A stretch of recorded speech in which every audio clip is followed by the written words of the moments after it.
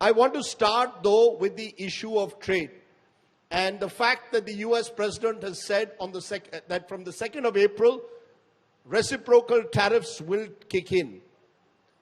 Canada has taken it to the WTO. China is ready to hit back. Brazil says that they will take on the Americans. India is silent. I want to understand from you, and Mr. Singh, you could start first as an IFS officer. Is this strategic that India has chosen to stay silent while Donald Trump throws these warnings at the world? I don't think India has really been silent, because when the Prime Minister went to the US on 13th February, in the joint statement that was issued, both sides have made certain commitments on trade.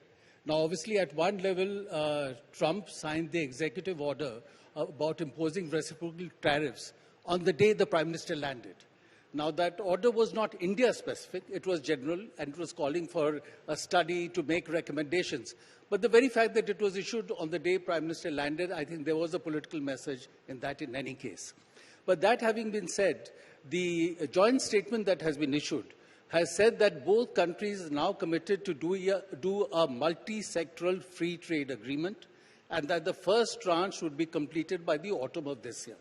And also that they are committed to take the trade from the present level of $200 billion to $500 billion by 2030. So you can make the argument that if we are doing a bilateral trade agreement, and if we are committed to enhancing the trade 2.5 times, it does not make sense to raise tariff levels from the current level. So I think that discussion will happen, I suspect, between the two governments. The Indian Commerce Minister has completed just now a visit to the US. From reports you see, including in the media, both governments, including the Indian government, are seriously looking at what kind of steps that can be taken to say that there is really no need for tariff. And final point I'll make, Rajdeep, is in Trump 1.0, Trump had imposed certain tariffs on India. India was quiet but imposed reciprocal tariffs on the United States.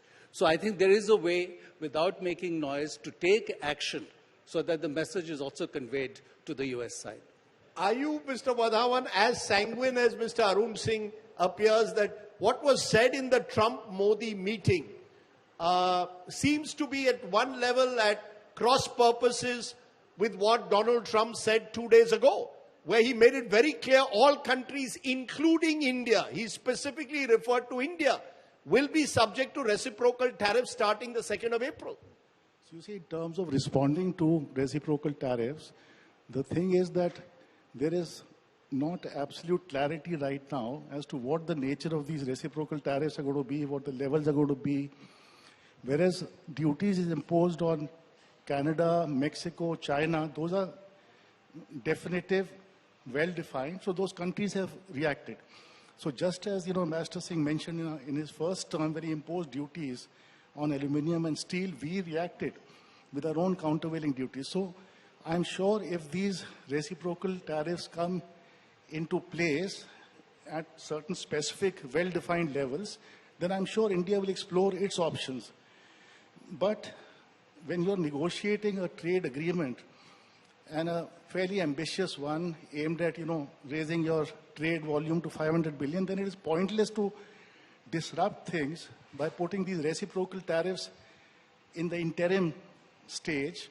So I think our argument with the US should be that since we are now committed to a trade agreement, get these reciprocal tariffs out of the way, because they will just spoil the pitch and disrupt things.